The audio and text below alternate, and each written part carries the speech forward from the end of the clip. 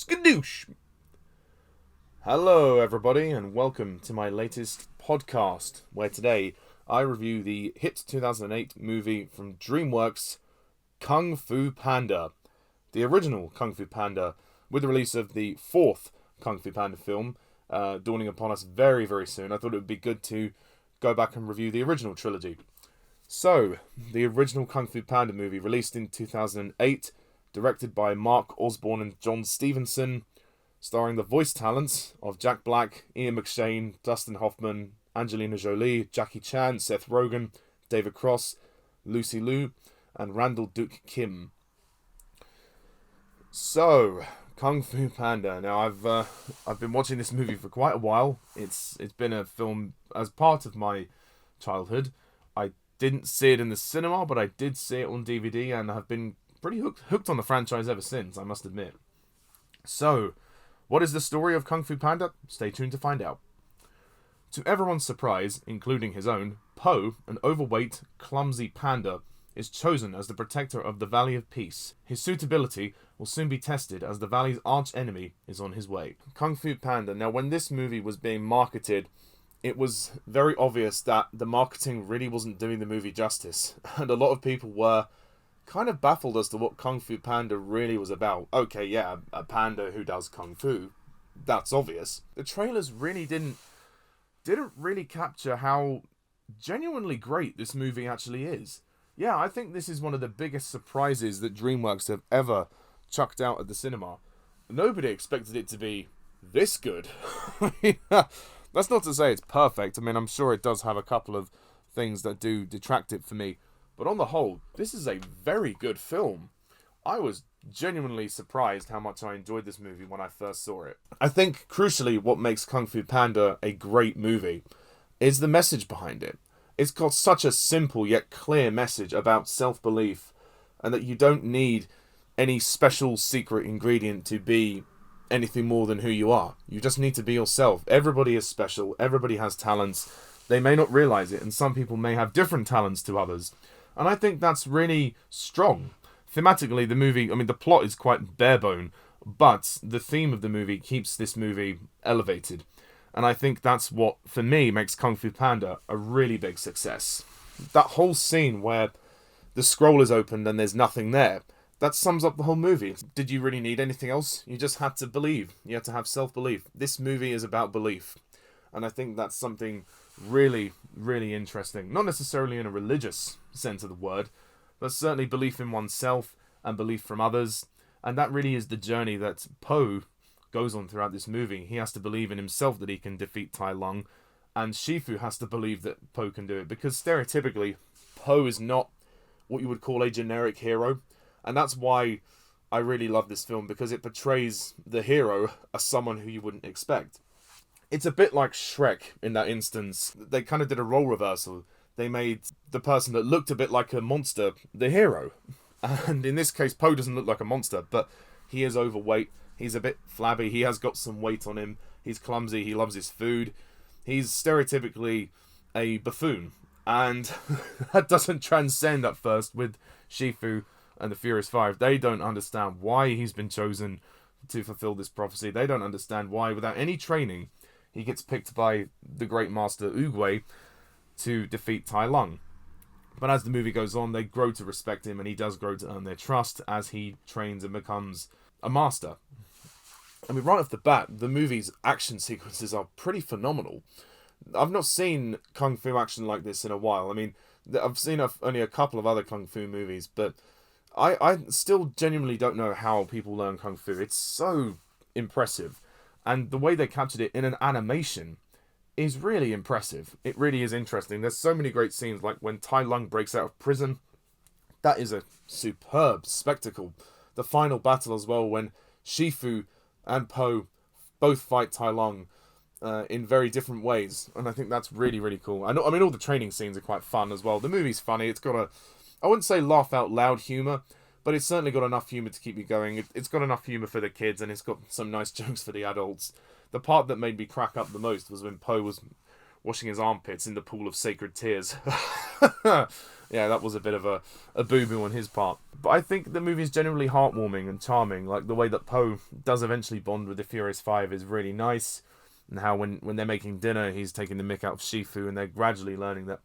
But he does have things that he's good at, and they were wrong to bully him. I think the cast do a really, really good job. You've got Jack Black, who is Poe. And Jack Black is known for playing comedic roles. I mean, you know, he was in School of Rock, you know, Nacho Libre, Tropic Thunder. The only serious role I think I'd seen him play before this movie was King Kong, where he played Carl Denham. I would say Poe is a mixture, really. Poe's in between, because you've got that kind of bumbling buffoon, the idiot, who's kind of a clown. Yet at the same time, he has a really big heart. He just wants people to accept him, and he just wants to be valued, and he wants to prove he can do kung fu. And at the same time, he's a kung fu nerd, and the movie opens with this montage done in a different style of animation where he's having this dream sequence of him being this amazing warrior. And I thought that was a really cool way to open it. But Jack Black does a really good job. I think he really gets into the heart of this character, and he's definitely made it his own. And Poe's a really easy character to like. You know, they portray Poe as a very insecure character, and I think a lot of people can relate to him in a lot of ways. And I genuinely feel quite sad when people are bullying him and bringing him down, but gradually as the series goes on, he will obviously take more of a lead in this, so that's good to see. Then you have Dustin Hoffman as Shifu, who doesn't really believe that Poe can do all this because of his size, his weight, his clownish attitude. But eventually Shifu does have to learn his own lessons about believing in other people and believing that people can do it, even though things aren't what they appear. So I like the movie's message. As you can see, I am going on about the message, but it is a very good message. The Furious Five, they're not in it as much as you would think. They do feature in some of the action. There's an impressive fight on a bridge with Tai Lung, but they don't. Not all of them have a lot of lines. You've got Angelina Jolie as Tigress, who's the leader really, and she's the one that's kind of being groomed to be the Dragon Warrior, but she doesn't get that chance, and she's kind of resentful to Poe about that. But we'll see more of them in the next film and how they gradually become more of a team with Poe, which is good. Jackie Chan as the monkey, completely wasted. Really doesn't get many lines, which is a shame because Jackie Chan is a real, martial arts expert, as we know, and he's probably the most famous martial arts actor, one of the most famous anyway that you can think of. David Cross as the Crane, also good. Seth Rogen as Mantis, again wasted. Not doesn't get many lines. I mean, Seth Rogen is a comedic actor. You'd think they'd give him funnier lines, but sadly, I think they're a little bit underutilized in this movie. But as I said, they get a little bit more next time. Randall Duck Kim as Oogway, very good, very funny. He's a funny, crazy turtle. There is that beautiful moment where he descends into the heaven. I guess because of his old age, they don't really say why he just ascends. He just decides to pass on his own accord, I guess. It's never really made that clear, but I guess it's because of his age. Lucy Liu as Viper, again, good, but not many lines. James Hong as Mr. Ping, who plays Poe's adopted father, who is a duck or a goose, and they run this noodle restaurant, and Poe really doesn't like it there. He doesn't mind his dad, but he just doesn't like the business. He really wants to do more than just make noodles all his life. And of course, the late great Michael Clarke Duncan. Yes, Michael Clarke Duncan, a very famous actor who's no longer with us, voices the Rhino in the prison. And I didn't realise this until I watched it today, that Dan Fogler, who's in Fantastic Beasts, actually voices Zeng, the goose that goes to the prison to deliver the message. And of course, the elephant in the room is Tai Lung. I've not yet mentioned him.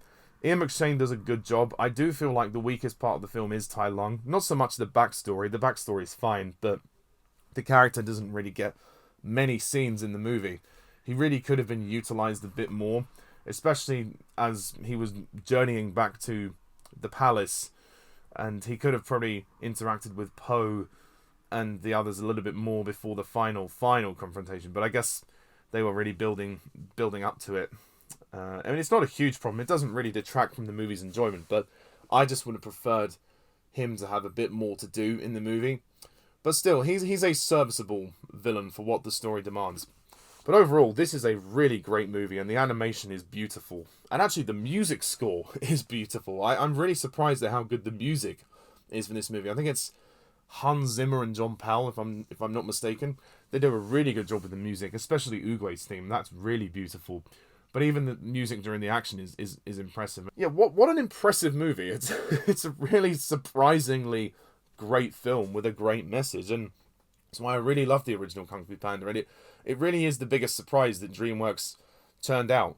And no wonder they've made another 3 sequels, because quite frankly, this is one of those rare films that really played it right. I think in some ways, having not so good marketing actually works in your film's favour. And it worked for Kung Fu Panda, because nobody thought this was going to be good. Everybody thought, it'll be alright, it'll just be kind of done with. Nobody knew what it was about. They didn't really give anything away. And that's the way you do it.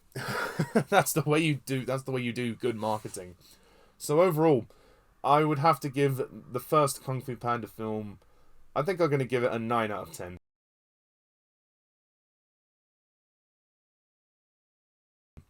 It's got a couple of minor flaws, but I think overall this is a very strong film and easily one of the best of this franchise. Don't know if it's the best, we'll have to wait and see, but I think it's a very strong way to start this series, and I think it's a very good, heartwarming tale and a great action movie as well.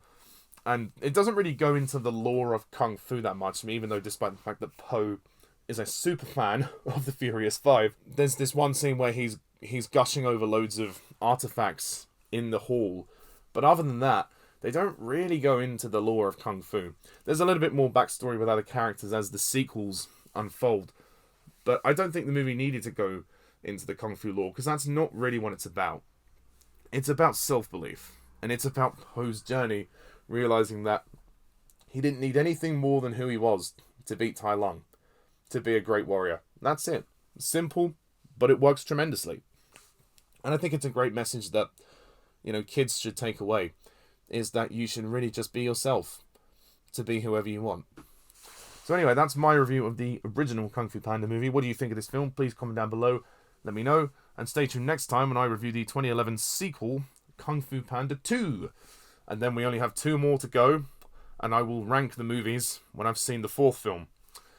So, thank you very much all for listening, and until next time, skadoosh!